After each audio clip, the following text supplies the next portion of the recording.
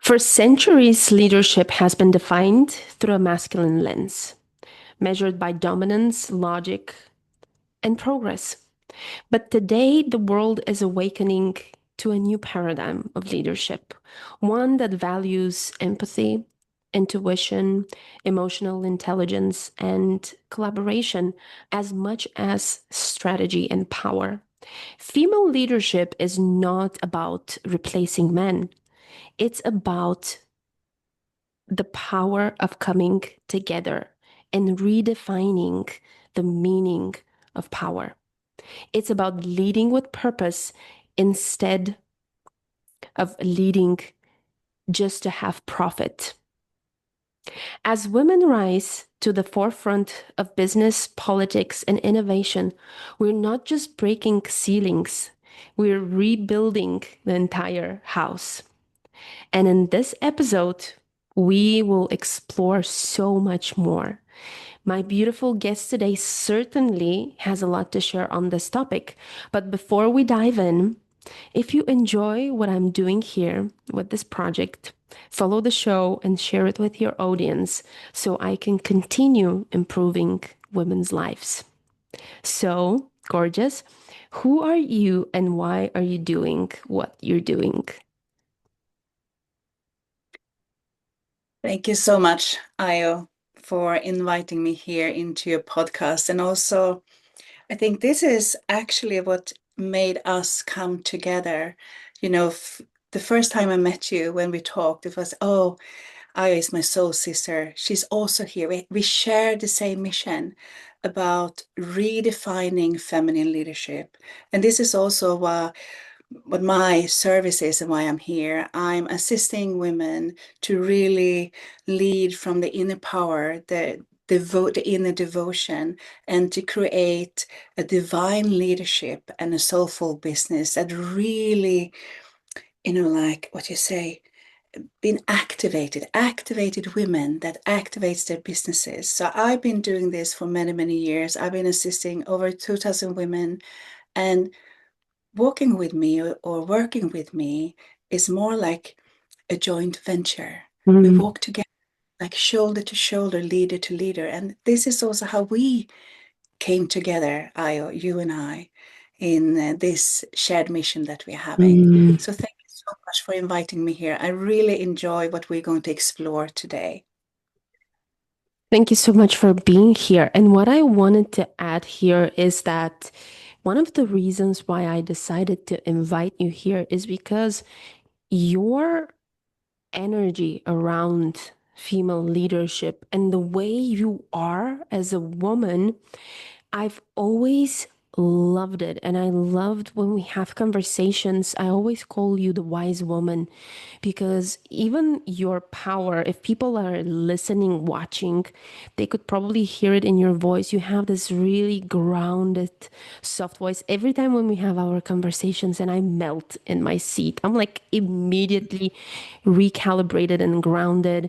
You also have this very safe energy. You are the wise woman. I will come to you and I will ask you questions, and I know you will embrace me in this nurturing, powerful, and strong love that you have. And I think that you really embody a female leader the way we are portraying it, the woman who is in her soft power. So she's powerful, but she's soft. She's grounded. You know that when you sit next to her, she's like, okay, girl, you're powerful. But it's not scary powerful. It's more like Earth, when you look Mother Earth and how she is, when you stand in front of a waterfall, you're like a waterfall, but in human form. So thank you for being here. I wanted to ask you a question. Have you always been the kind of a woman who is so grounded in her female leadership, or did you have to go through some processes of shifts? And did you have to, for example, one day just sit down and tell yourself, listen, I need to look at myself and maybe start showing up for myself and for life in a different way? Yes, many, many, many times, of course.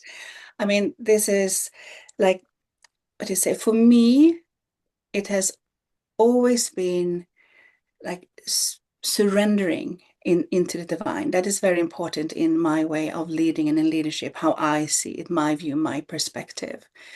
And as I did also, and I know so many women are, I were so afraid of my own power. And it was, when I felt the life that is showing up in the outer world, like in the physical, is not really how I want it to be. And then I sat, with myself for myself and really realized deep, deep, deep down, I was afraid. I Mm, was carrying a fear of my power because when I was deeping into it, and I know that many are feeling the same way, mm, and it was not really, the um, power of failure. It was a much, much deeper fear. And I realized it was about truth. It was about responsibility. And so I dived deep into that and mhm, shifted it as I looked at myself in the outer ways and okay, if there's no, what do you say, shifts in the outer world that are responsibility to where I am in my life, there's no one to blame. There's no one else but me, and I can really shift it. And I got this really like an inner knowing, like leaning into faith. And I realized this is the embodiment journey. And that also is what I see the shift in my own feminine leadership to really step into leadership without performances, without, showing up for someone else, like only for the mission and myself. So that was really the greatest shift, the biggest shift in my reality, in my inner world, I could say. To Because when we talk about the feminine leadership, we know that the old way has been so much about power over.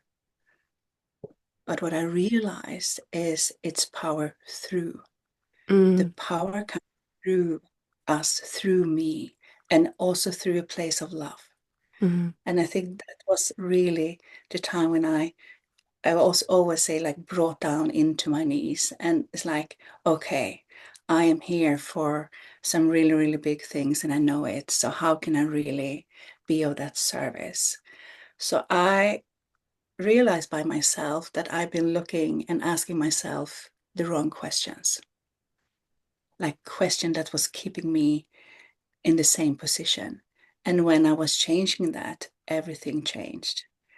So that is really my experience when the journey of really stepping into leadership.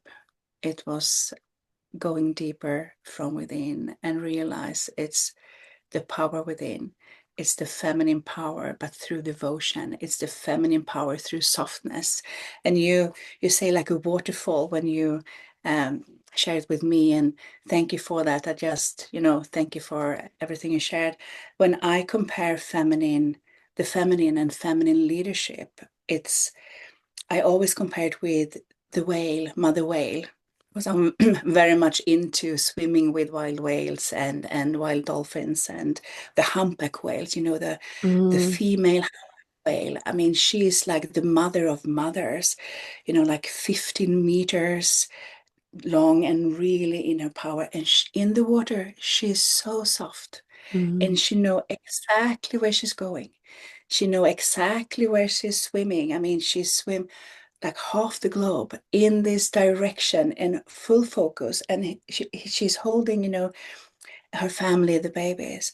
And then when it takes, she smacks with her back fin and like everything got knocks out. She doesn't need to do that often, but when it takes, she really puts, forth that power. And I just love that's like my vision I have of feminine leadership. She, holds this all power because she is just only power. She doesn't mm, need to say it or defend it, or because she already is. And I think that was my journey too, to really realize I'm already her, Mm, just showing up. I don't know what you say, Ayo, about this, about what's really inside of us, and when this power or fear of power, I think that's really the core, or the main thing. It was for me anyway. I don't know mm, how it was for you. mm. Well, you said so many golden things here. I tried to keep a mental note of all of them, and you answered quite a few of my follow-up questions. But thank you All for right. this wisdom. I want to pinpoint a few things that you said. First of all, I wanted to say that I've absolutely loved your example of the whale, and I kid you not, when I was talking about you, I was exactly seeing this beautiful animal and how she is the whale and how powerful she is, and yet that's soft power that she has. And thank you for bringing this example, because I think we should carry this analogy with us in life, that sometimes you don't really need to be super loud, to be aggressive, or to move too fast.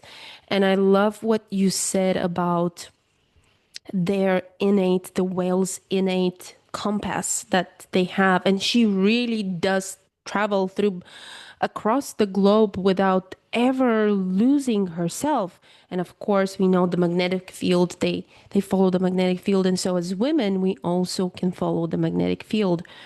And I also want to validate what you said in terms of fearing power. And a lot of women get it wrong here. So people think when we say we fear power, they think that, oh my gosh, I'm so scared and weak and power. But it is what you said. It is about waking up and knowing, oh my gosh, I need to put on the big girl pants and I need to own my shit and I need to be more responsible. Lots of responsibilities gonna come with owning your power. And here's another thing. When you own your power, you know that you have outgrown lots of situations. And it's painful because you will know you have outgrown clients. They're not anymore for you. Maybe also you have outgrown your job. If you have a 9 to 5, you know that it's time to take the next leap, or you know this marriage is not for you, this relationship. Oh my gosh, I built it 20 years. What am I going to do now? What about the babies? And you wake up and it doesn't fit anymore. It's not who you are. It is so strange. I saw a post I wrote 2022, so 3 years ago, and Facebook reminded me of it. And I was like, how the heck did I write this?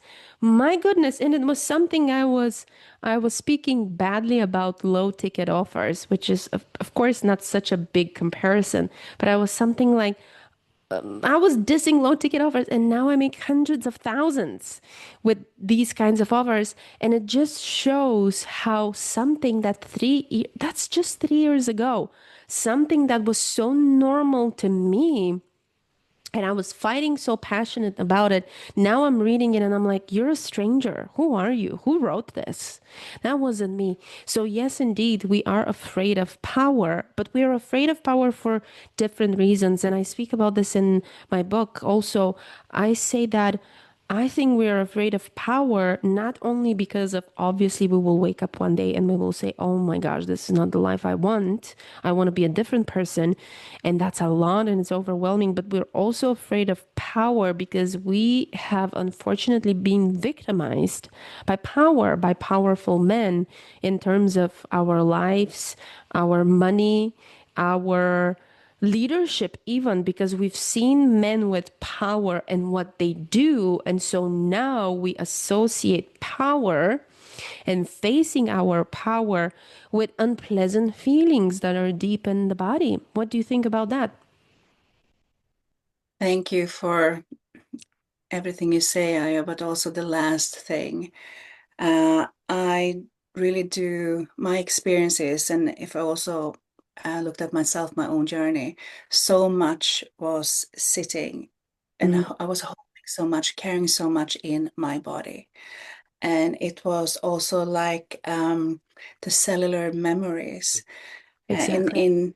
mean, it's our whole soul experience. It could be, like for eons ago, not only what we talk about, like the last thousands of years, but we have like eons in our cellular memories of also of women, wise women holding this wisdom within in their remembrance, in their cell, in their soul, in their heart, the flame in their heart. And they were also tortured and executed, and really, and the fear of speaking truth, the Mm, fear really walking your way or being like in the service. We talk about that male oriented that we shared, there's been power over that we learn to really have the leadership, but I believe it's so much more, so much deeper layer, and that it's a fear in our system, in a nervous system and in our body for domination and control. mm, And that's been, yeah, like from eons, you could say, and that's been activated. And we are really here now to release that and to, what do you say, embodying a new way, embodying our souls, our uniquenesses, our spirits. And from that place, also see that this fear is, I do believe sometimes that it's also been almost like, I say, a programming, because if we really dive deeper, we come into deeper ways. And mm, that's because it's also like a construction, like an old way of leadership, a new way of leadership. What is it really? So if we erase all of these constructions, we come down to our core, our essence, our beingness, and the nervous system, the cellular memories, the fear of power. And I do believe that we talk about the fear of power, it sits in the body and the system. But beneath that fear is also like a rage, mm, it's like anger. So many women are afraid of, they believe that it's a disbelief that the power is like anger, because if we are very unused to it, it's like an untrained muscle of mm, power. And yeah, so if we're unused and all of this power starts to rise also within the body, it's in like energetics, and it's a power, because it's a force, it's a divine force. For me, power is divine. And then it's another fear that clicks into the system, because it's what do you say? It's similar to what happens when there's a disbelief that this is anger. We need to keep our anger down. We need to repress it. And I do believe there's a rage, but it's not the women's rage, the feminine rage. It's a collective rage for everything that's happened. But the women, many women take responsibility for it. mm. So yeah, I don't know if this is resonating with you, but I do believe that what's in our cellular memories, and not only need to change the mindset, because it's much deeper, and we don't need to, you know, keep on healing, because that's also a way of Mm, hiding and not allowing this beautiful, amazing, divine force to come through. So it's really about finding a new way that's very aligned, not search for alignment, be the alignment, because we are all ready. mm, For me, the leadership is so much about remembrance. I don't know about you, because it's like natural. mm. I mean, we take care, women take care of so much. Exactly. Yeah. I don't even know why It's do we need to have conversations of why aren't women good leaders or stuff like that when in everyday life situations we're such great leaders. And before I step into the next thing that I want to say, first I want to validate what you said in terms of the body remembering. And this is not just some woo woo, this is research and science proves that trauma travels through generations. in the cells of the body. So we now have proof that, for example, people who went through the Second World War, their kids, their grandchildren, their great grandchildren carry the trauma of their ancestors. So we have recent data that literally there's studies that show that. I also had to go through these studies for the book because I believe that women carry centuries of trauma that we need to understand how it is affecting us in leadership positions.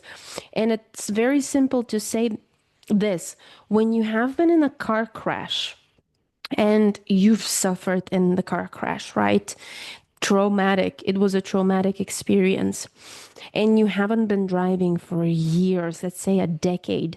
You will not be able to drive after that. And I say this because I actually was about 10 years ago was in a very bad car crash. I almost died because of that. And before that, I was a great driver. In fact, I was like Fast and Furious female version.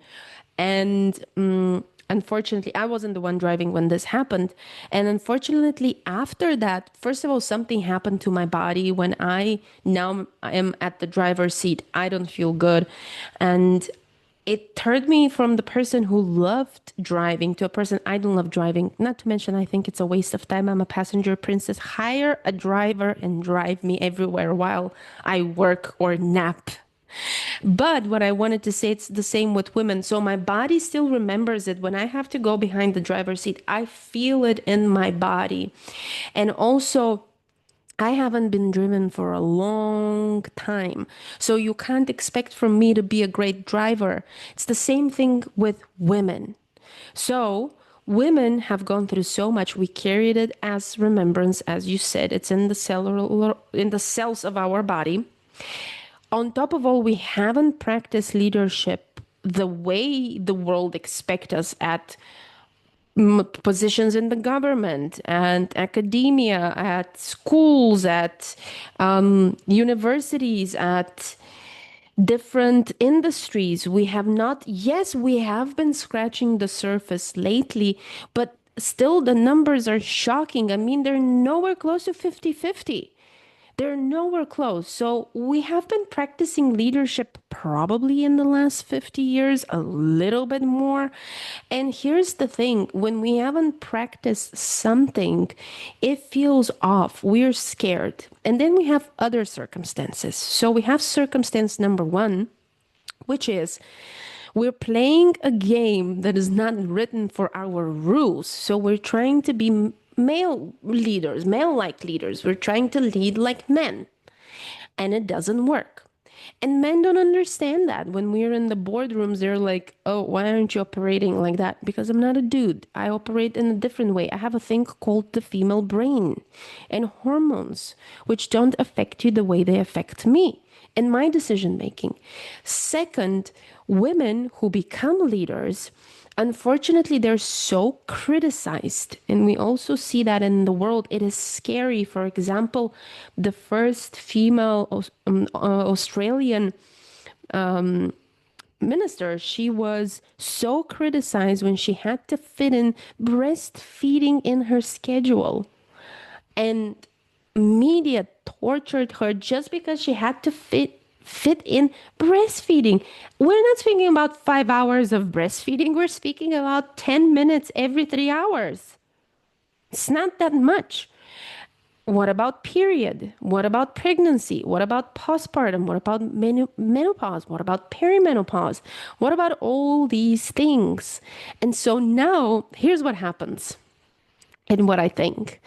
I think we're playing a game, okay, with rules that just don't make sense. They don't fit us. So now the game it's faulty for us. So now the game is broken. It doesn't fit us. Patriarchy doesn't fit us.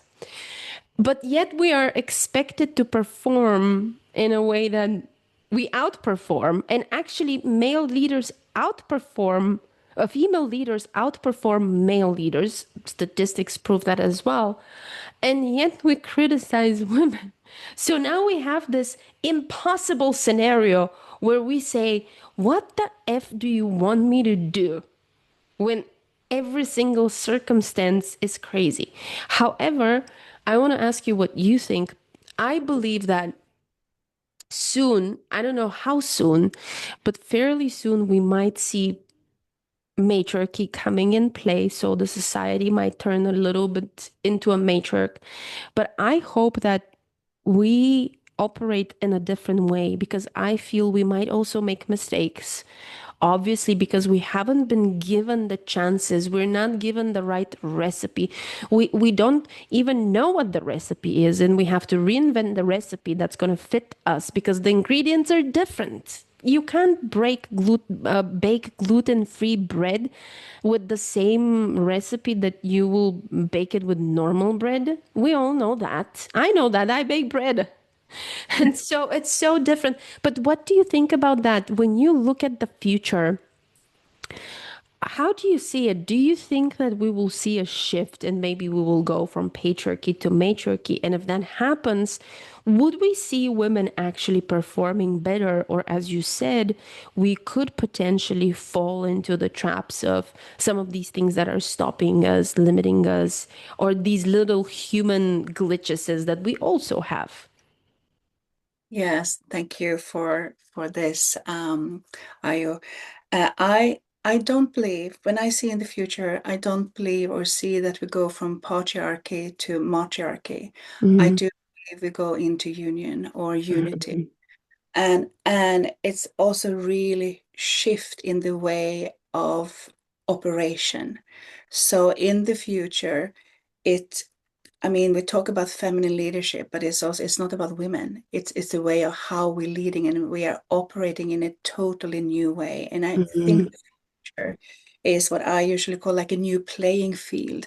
And this is why we are here to create and co-create and collaborate this together because it's outdated. We can't really uh, we, as you say, we don't fit the new leadership. It's a new way of leading, and it's a total new playing field, and we don't fit into the old system. So I do believe we are here to change the systems. I mean, we see that. I think of the new companies that is starting now, it's starting about feminine or women owners. Mm-hmm. It's and they're moving out in the society with like a new way. We don't need to stand up and like be that we already done that, but Mm-hmm. for us to feel safe, so we are shifting. I do believe we are shifting the way in how leadership is lived. It's about embodied leadership, and it's coming through us. So it is, for me, feminine leadership is also very um, like in union, united. Mm-hmm. And women are coming, we are coming. We're not rising anymore like that. We are already rising. This is the Mm-hmm. change and shift and why we come together. And we do have a history back of separation between women, that judging and a lot. And I think this is really shifting. We are coming now strong. It's a strong movement. That's the new, and this is the future. It's a movement of a new way of leadership or a feminine leadership. This is how I really feel is the shift. And it's going in everywhere, into the boardrooms, into the society, into the politics. It will take, of course. We're not here to come into the old systems. We are here to change, do it in a new way, Ooh, and taking care. This is the future, how I see it, and this is the power that's coming in. And we are now. I'm getting chills, I or got chills too. I wanted to tell you, gosh, I got goosebumps. yes, this is what I feel. And this is why we're here. Now, now you can pull that button. I come into this, but this is why we're here. I feel Mm-hmm. this is a shared mission, why we're here. Of course, as you said, we've been silenced, we've been shamed, we've been punished, we've been trying to fit into that male costume, and we Mm-hmm. can't. It's not our size. We don't fit into that. We're totally different. Mm-hmm. And in tune with the earth, in tune with, the wisdom, the power, and the devotion, but also how to, what to say, uh, come into union, walking Yes. shoulder by shoulder, leader, Mm-hmm. leader to leader. We walk together. I think that's the shift. Women and men. This is how I see it. Women and we all come together. Mm-hmm. So yeah, I don't know. For me, it's also like when we talk about patriarchy and matriarchy, this is just my perspective. Mm-hmm. It's also holding us in like an old way. Yeah. Uh, yeah, so and we have also gone through late in history or her story, about matriarchy, and that's not in harmony either, because it's Mm-hmm. really the joint vision, the joint mission, the shared mission we have, women and men together. So I believe the future is in unity and in union, how we come together. But that also, um, n- just one thing I want to add here, how I've seen it. So many women talked about that they have led in like a masculine way. They talk about like a male way. I don't believe that. It's not my Mm-hmm. perspective. I see it's more like a, if we can call it that, like a wounded feminine way. Mm-hmm. It's it's the repressed power, the repressed wisdom, the intuition. And I think that's the thing to really, you know, get out of that costume that doesn't fit us and create this together. We can do this with this power. So how about if we talk about the future as unity? Mm-hmm. Come together, like we are walking together. I love that, and Mm-hmm. we do need to come together, everyone, Mm-hmm. both men and women. What do I you say love about I that, love what you're saying, and I want to point a few things of what you said, but maybe we should take it, as you said, a few steps back of really identifying.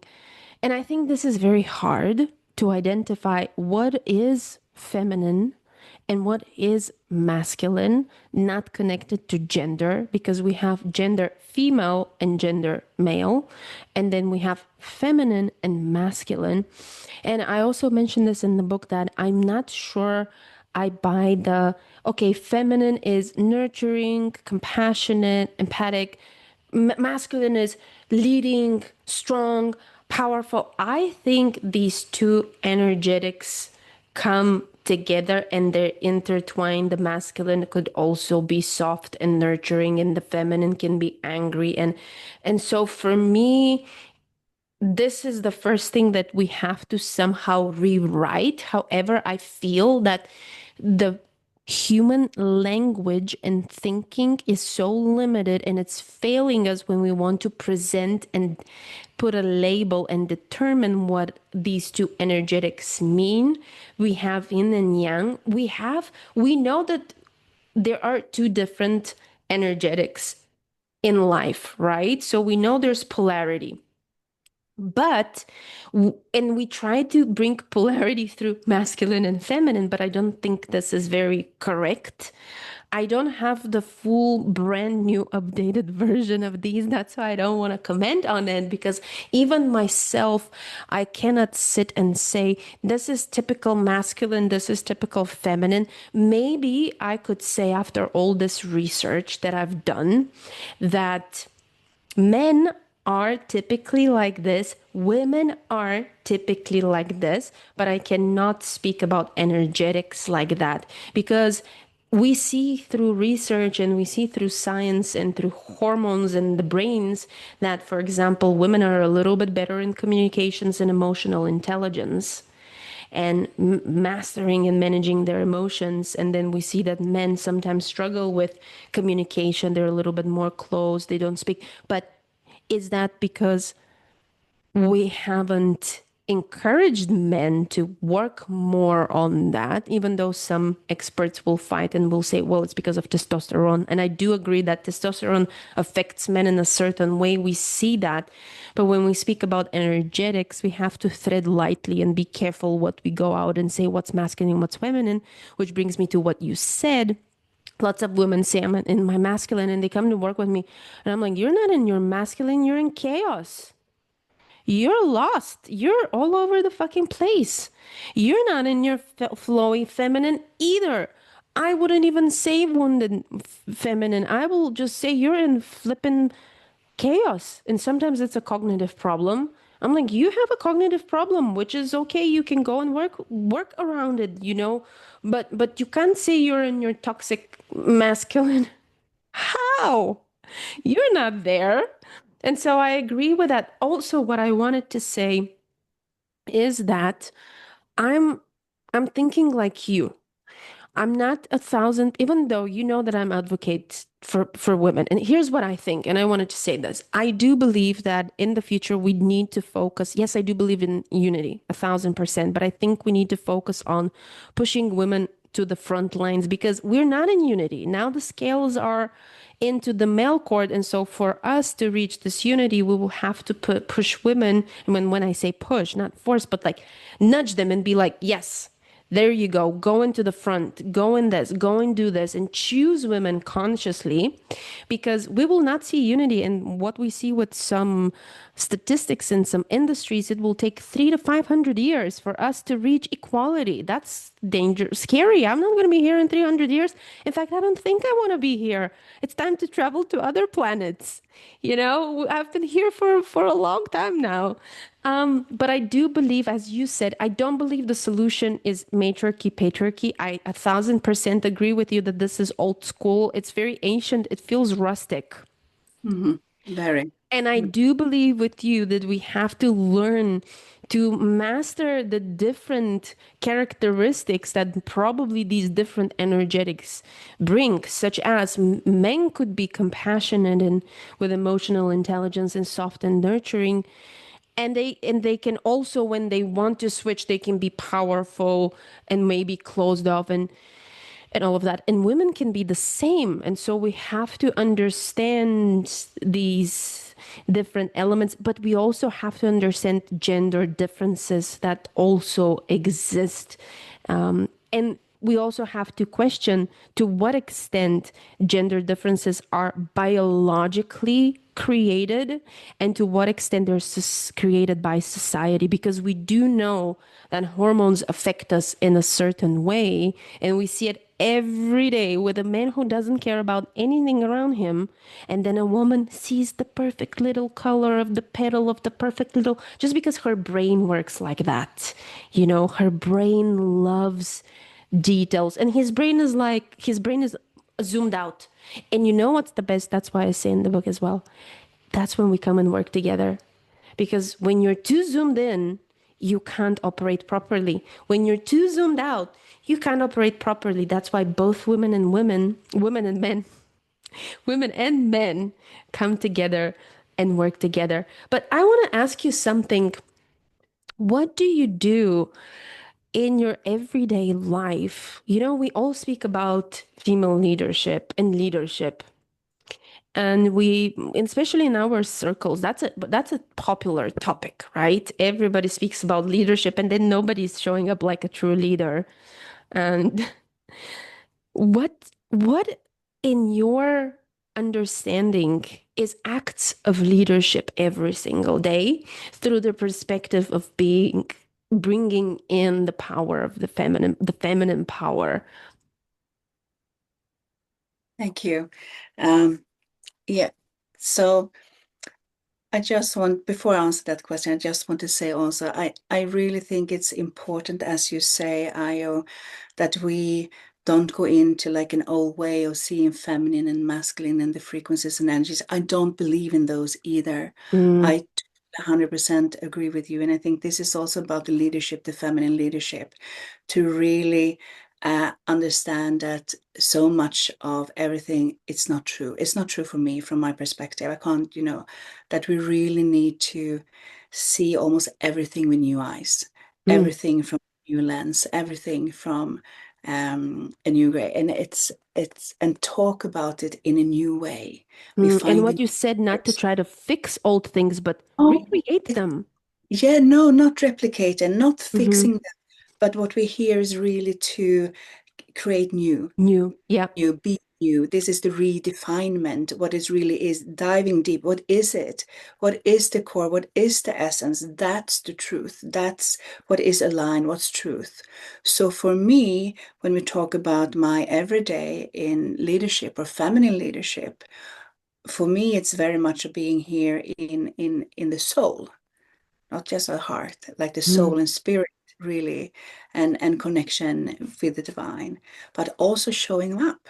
That's leadership, showing up for myself, showing up for my children, showing up for the community, showing up for the divine, showing up for the clients, the programs I'm having, showing up for the mission, showing up for the purpose, showing up for really receiving wealth, receiving in a receivership, showing up for power, showing up for leadership itself. So for me, it is how you are in the unseen moments. So this is I really take with me in my everyday life, that I show up for me, being truthful for me, aligned for me. What are my deepest values? How am I really living my life in my everyday? Am I really, you know, talk the talk, walk the walk? And hmm it's no bullshit. This is like this no bull. We don't have time for that. We're Yes. here to create the most magical lives, to have fun. It's like making love with life itself every day. And of course, it's different depending our purposes here now and the mission we're having, how where we're showing up and what's our path. So also to deepen in the understanding, and I think that's like uh, for me, truth. I've always been a truth seeker. It's like Mm, deep truth in a line, and the leadership is also being truthful to myself, of course. Stop lying. I mean, that's I did for many, many years. I know many know that too, that we are lying to ourselves. mm, Stop. We know. We already know. It's like leaning into faith, taking the steps of action and move. This is also leadership. That's movers. We move. To mm, really be the leader, we move in every area of our life. It's not only, like holding space for a movement, being the leader of movements. It's also every day in your family, with your children, with yourself. We move. When this come, I call them, the nudge. We move. We go to that. Some call it intuition, and we hmm really in a powerful way. But most of showing up to us, stop lying to ourselves. Yes. Stop, getting the shit done. It's like no more bullshit that we say. This is also what I talk about my clients. There's no Mm, space for victimhood in those spaces. We already done that. There's no yes. space. It's really about being truthful to oneself, daring. This is also I talk to myself every day, like holding the vision, envision bigger, keeping the compass, creating the what you say, moving the steps aligned with everything. Mm. I love Maybe, everything that you said, and I love how you are challenging perceptions and you're challenging what has been said. You're challenging thoughts. You're challenging all the old stuff and you're challenging them. And with that, you're bringing the truth. And I do understand that for some of us, the truth is personal. And what is true to you might not be true to me. But every single day, we have to call out ourselves and ask ourselves, well, what is true to me in that moment? yeah, And you're right, for a long period of time, we haven't allowed ourselves as women to ask that question and be like, what's true to me? We have somehow also, I think, been programmed by society to just believe other people who are a little bit more powerful than us. And our power has been taken as well to have our own thoughts and truths for a very, very long time. Maybe just in the past 50 years, it's slightly different. And of course, there have been the rebels. Let's not say that all women have been like that. We know that there were some pretty badass women in the past who were, my goodness, thank all the cat gods for them, because of them we are like that right now. I want to wrap up this beautiful conversation and ask you if you can give one message to the next generation of women who are just starting to lead, what would be that message? It's like you be her. That I think it's very simple for me. It's like be her. Mm, That's like the message. Like live in service and on purpose. Be her, be you. I mean, be you for you. It's like you're waiting for yourself. That's I for many, many years, it was like I was waiting for myself. Just being me, and the world is waiting, your family is waiting, your like God is, everyone is waiting. It's not like a push, you need to change or fix, but I think we take a step back, we drop into, okay, I'm me, I'm here. I don't need to even become. It's so much about changing and fixing and becoming and searching and thriving. You are all ready. I think this is my message. You are all ready, and dare to take those steps, those moves from that place. And it's like now I get in chills again because it's coming down here. But it's about the courageous presence. It's being that, because the courage, as you say, we have repressed the women, the feminine has been repressed and repressed herself. I don't want us to forget that. We talk often about she's yes, been repressed, but she's been repressing herself. So I think yes. that's the greatest thing, to free herself. It's a liberation. It's a free. She's like a freedom queen. That's Mm. her. That's me. That's you. That's everyone. So this is, I think, my message.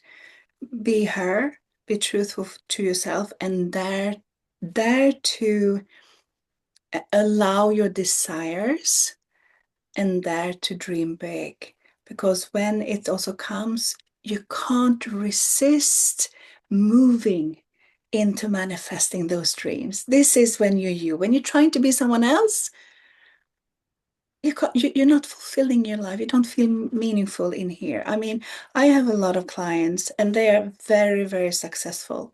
And still they come to me because something in here, they still feel empty. Some of them Mm. still feel empty. There's like chasing something new in new ways.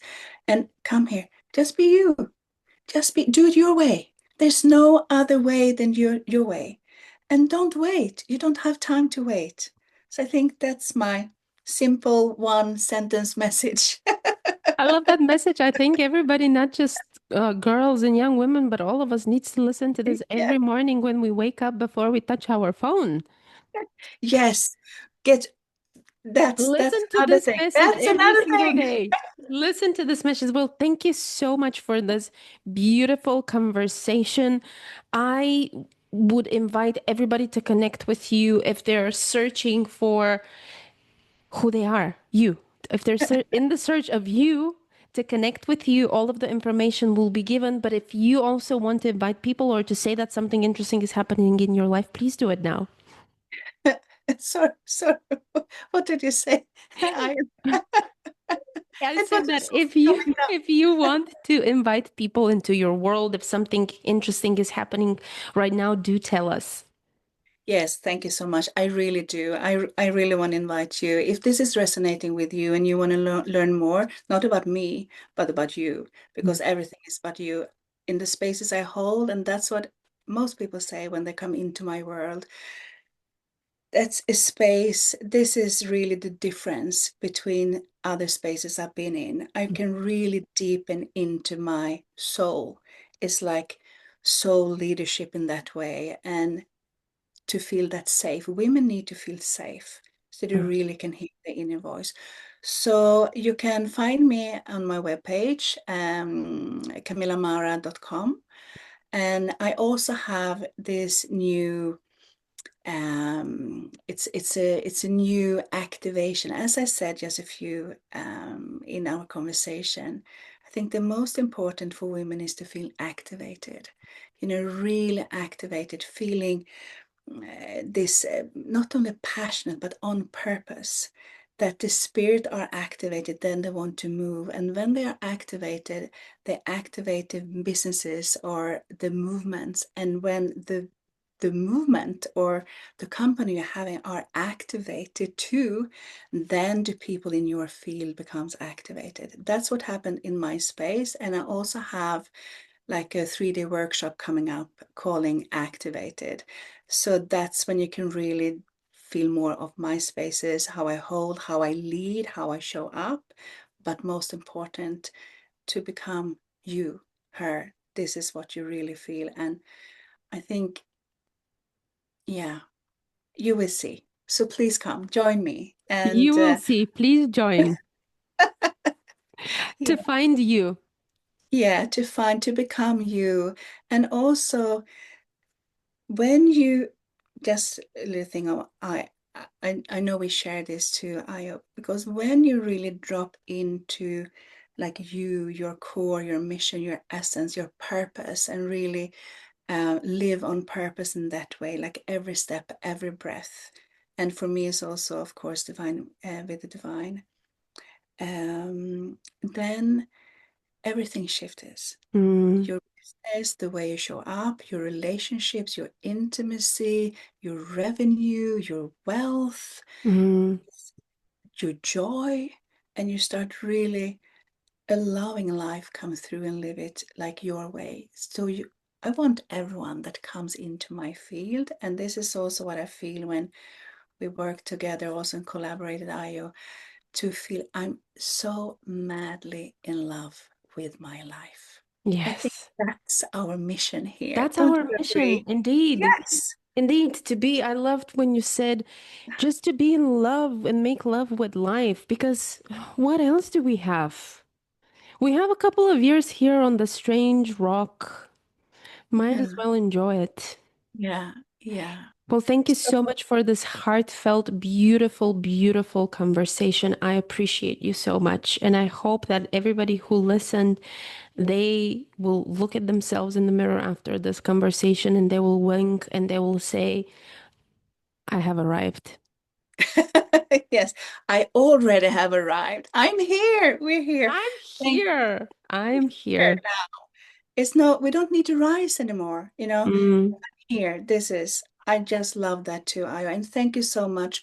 Really honored of sharing this space with you and being invited. And you are amazing. You really are amazing. I adore you and I honor you. same And way. yeah, so it's, We thank you. we have a girl crush going on between each other. For everybody watching or listening, they would know. And when you were sharing your beliefs of feminine, masculine energy, I just remembered that's how we were having this conversation a while ago, maybe even a year ago, and you said it, and I was like, I have the same thoughts, and you were like, I have the same thoughts too, and I was like, we should have done a podcast on this, And and now we're we here. are a year later. So beautiful. Thank you so much, Ayo. My pleasure. Thank you so much for everybody who listened, and I can't wait to deliver another beautiful episode again soon.